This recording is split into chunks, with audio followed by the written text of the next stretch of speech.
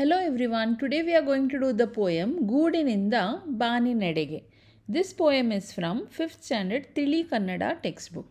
ಗೂಡಿನಿಂದ ಬಾನಿ ನಡೆಗೆ ಹಕ್ಕಿ ಹಾರಿತು, ರೆಕ್ಕೆ ಬಡಿದು ಬಡಿದು ಹಕ್ಕಿ ಮೇಲಕ್ಕೇರಿತು, ಮೇಲಕ್ಕೇರಿ ಹಕ್ಕಿ ಕೆಳಗೆ ನೋಡಿತು, ಹಳ್ಳ ಕೊಳ್ಳ ಹಸಿರು ಬೆಟ್ಟ ಕಂಡು ಹಾಡಿತು.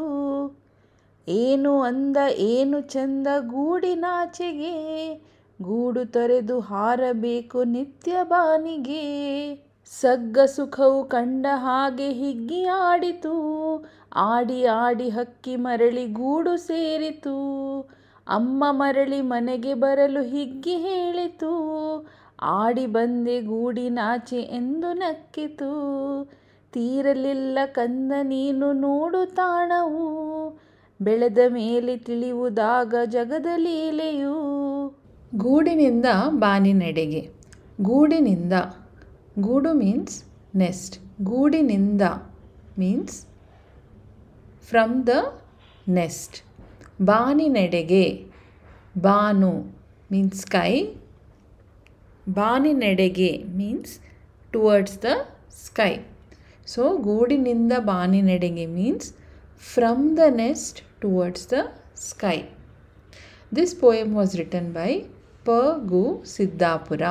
The poem is about a little bird on a big adventure. This bird leaves its warm nest and flies up into the sky, discovering beautiful sights and having a lot of fun. It sings with joy and after all its playing comes back home to share its exciting experience with its mother. Let's join the bird on this wonderful journey and see what it learns and experiences. ಗೂಡಿನಿಂದ ಬಾನಿ ನಡೆಗೆ ಹಕ್ಕಿ ಹಾರಿತು. The bird flew from the nest towards the sky. ಹಕ್ಕಿ, bird. ಹಾರು is to fly. ಹಾರಿತು means flew. ರೆಕ್ಕೆ ಬಡಿದು ಬಡಿದು ಹಕ್ಕಿ ಮೇಲಕ್ಕೇರಿತು. The bird flapped its wings repeatedly, ಬಡಿದು ಬಡಿದು, and flew up towards the sky. ರೆಕ್ಕೆ wing, ಬಡಿದು is to flap. ಹಕ್ಕಿ bird, ಮೇಲಕ್ಕೇರಿತು, it flew up towards the sky. So the bird flew from the nest towards the sky. And how did it fly? It flew by flapping its wings. ಮೇಲಕ್ಕೇರಿ ಹಕ್ಕಿ ಕೆಳಗೆ ನೋಡಿತು. So the bird flew higher and higher up towards the sky. Mele means up. Eri is to rise. And while flying higher and higher, it looked down. ಕೆಳಗೆ ನೋಡಿತು, ಕೆಳಗೆ down. ನೋಡಿತು, ನೋಡು means to see. ನೋಡಿತು means it saw. And what did it see? It saw ಹಳ್ಳ ಕೊಳ್ಳ ಹಸಿರು ಬೆಟ್ಟ. ಹಳ್ಳ ಕೊಳ್ಳ, it saw valleys. ಹಸಿರು ಬೆಟ್ಟ, green mountains or mountains filled with greenery. ಕಂಡು ಹಾಡಿತು, after seeing the valleys and the mountains, it sang. ಹಾಡಿತು, ಹಾಡು means to sing. ಹಾಡಿತು means it sang. So let us now see what did it sing. ಏನು ಅಂದ ಏನು ಚಂದ ಗೂಡಿನಾಚೆಗೆ. How beautiful the world is outside the nest. ಅಂದ ಚಂದ means beautiful. ಗೂಡು nest, ಆಚೆ outside. ಗೂಡು ತೊರೆದು ಹಾರಬೇಕು ನಿತ್ಯ ಬಾನಿಗೆ. I must leave the nest and fly daily to the sky to see and enjoy the beauty of nature. ಗೂಡು ತೊರೆದು, ತೊರೆದು means to leave. ಗೂಡು ತೊರೆದು means to leave the nest. ಹಾರಬೇಕು, I must fly. ನಿತ್ಯ daily, Banu sky. So the bird feels really happy and excited because it sees how lovely everything looks from the sky. The bird sings a song expressing how beautiful it is to be out of its nest and enjoying the wonderful world around it. ಸಗ್ಗ ಸುಖವು ಕಂಡ ಹಾಗೆ ಹಿಗ್ಗಿ ಆಡಿತು. The bird played joyfully like it had found heavenly happiness. Sagga, heaven. Hage, like. ಹಿಗ್ಗಿ happiness. ಆಡಿತು played.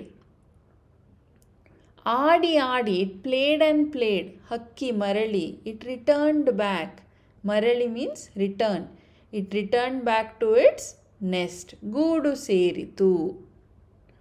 The bird was very happy. It played and sang with delight, enjoying every moment and felt heavenly happiness. It played a lot and returned back to its nest. ಅಮ್ಮ ಮರಳಿ ಮನೆಗೆ ಬರಲು ಹಿಗ್ಗಿ ಹೇಳಿತು. ಅಮ್ಮ ಮರಳಿ ಮನೆಗೆ ಬರಲು. When the mother came back home, ಮನೆ means home, ಹಿಗ್ಗಿ ಹೇಳಿತು. It told its mother with lot of joy, with happiness. ಆಡಿ ಬಂದೆ ಗೂಡಿನಾಚೆ. I played outside the nest. ಎಂದು ನಕ್ಕಿತು. It told with a smile. So when its mother came back home, the bird smiled and told with joy or happiness that it played outside the nest, or it played away from the nest. ತೀರಲಿಲ್ಲ ಕಂದ ನೀನು ನೋಡು ತಾಣವು. The mother replies, ತೀರಲಿಲ್ಲ ಕಂದ. This is not the end, my dear child. Kanda. Kanda means child. ತೀರಲಿಲ್ಲ. This is not the end. ನೀನು ನೋಡು ತಾಣವು. There are still many more things and places for you to explore in life. ತಾಣ means place. ಬೆಳೆದ ಮೇಲೆ, as you grow up, ತಿಳಿಯುವುದಾಗ, you will understand or get to know ಜಗದ ಲೀಲೆಯು, the world better. So when the child talks about how it spent time away from the nest, the mother replies, this is not the end, my dear child. There are many more things and places for you to explore in life. As you grow up and experience more, you will understand the world even better and see how much more there is to discover. ಪದಗಳ ಅರ್ಥ, word meaning. ಗೂಡು ಹಕ್ಕಿಗಳ ವಾಸದ ನೆಲೆ, next. ಜಗದ ಲೀಲೆ, ಪ್ರಕೃತಿಯ ಆಟ, nature's play. ತೀರು, ಕೊನೆಯಾಗು, ಅಂತ್ಯ, ಎಂಡ್. ನೋಡು ತಾಣವು, ನೋಡುವ ಸ್ಥಳಗಳು, ಪ್ಲೇಸಸ್ ಟು ಸಿ. ಬಾನು, ಆಗಸ, ಆಕಾಶ, ಸ್ಕೈ. ಮರಳಿ, ಹಿಂತಿರುಗಿ, ಕಮ್ ಬ್ಯಾಕ್ ಆರ್ ರಿಟರ್ನ್. ಸಗ್ಗ, ಸ್ವರ್ಗ, ಹೆವೆನ್. ಹಸಿರು ಬೆಟ್ಟ, ಗಿಡ ಮರಗಳಿರುವ ಬೆಟ್ಟ, ಗ್ರೀನ್ ಮೌಂಟೇನ್. ಜಗ, ಜಗತ್ತು, ಪ್ರಪಂಚ, ವರ್ಲ್ಡ್. ತಾಣ, ಜಾಗ, ಸ್ಥಾನ, ಪ್ಲೇಸ್. ತೊರೆ, ಬಿಡು, ಟು ಲೀವ್. ನಿತ್ಯ, ಪ್ರತಿದಿನ, ಡೇಲಿ. ಬೆಟ್ಟ, ಗುಡ್ಡ, ಪರ್ವತ, ಮೌಂಟೇನ್. ಲೀಲೆ, ಆಟ, ವಿನೋದ, ಪ್ಲೇ ಆರ್ ಅ ಗೇಮ್. ಹಳ್ಳ ಕೊಳ್ಳ, ತಗ್ಗು, ಕಣಿವೆ, ವ್ಯಾಲಿ. ಹಿಗ್ಗು, ಸಂತೋಷ, happiness. And that brings us to the end of this poem. I hope you enjoyed my explanation and found it helpful. Thanks for watching, and I'll see you in the next video. Happy learning. ಧನ್ಯವಾದಗಳು.